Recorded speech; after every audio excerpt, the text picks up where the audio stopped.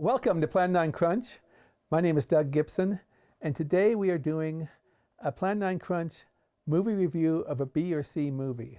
The movie today is from 1946 from Republic Pictures. It's called Valley of the Zombies. And the reason I want to do this is it stars Ian Keith. And Ian Keith apparently was a finalist for the 1931 Dracula, didn't get the role, and was also apparently considered for the Abbott and Costello Meet Frankenstein role as Dracula. In both cases, he lost out to Bela Lugosi. So I think it'd be interesting to see how Ian Keith might have played Dracula, because in Valley of the Zombies, he plays a vampire-like character.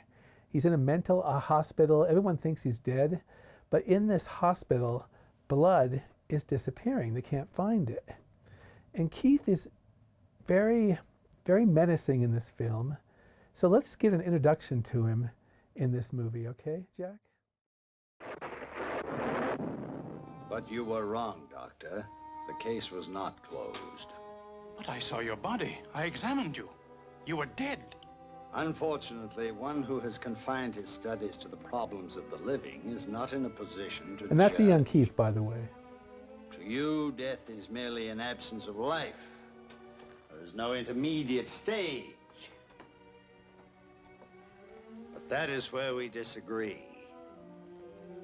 For I have discovered a world in between. A world of living death. In my former profession, death was an everyday occurrence to me. I began to wonder, would it be possible for a man to appear to be dead and still be alive? The thought fascinated me. It became an obsession. I gave up everything to find the answer. And at last, I found it. In a land of voodoo rites and devil potions, where your profession has no place. The Valley of the Zombies. This is not a great movie. It's only 56 minutes long, and it's very low budget. Republic made a lot of Western movies, and you almost think a Western's about to break out in this movie.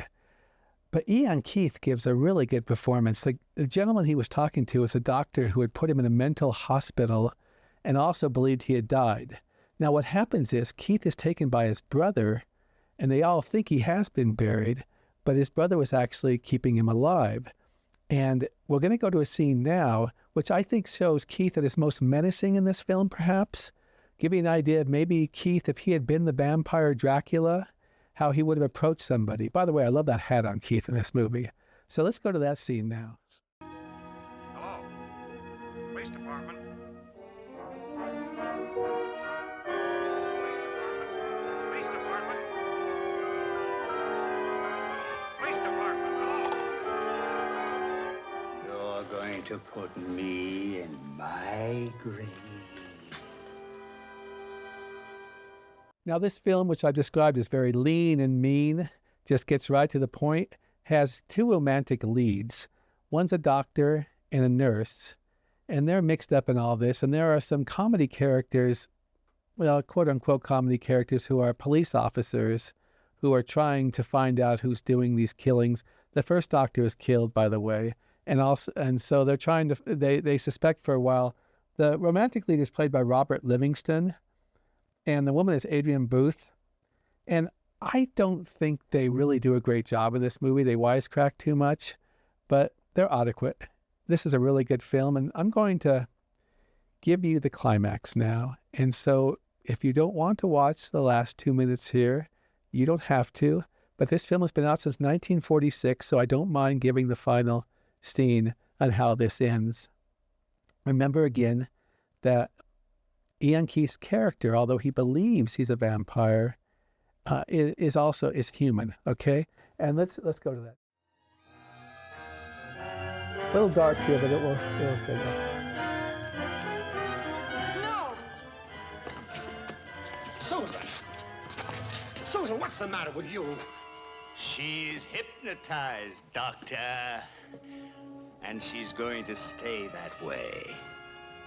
As for you, let her have that gun. Now, my dear, you may shoot him.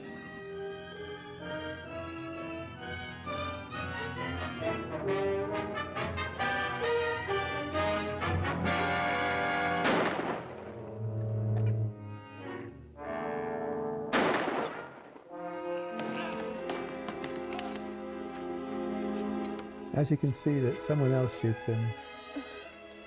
And he is very mortal. Susan. Terry.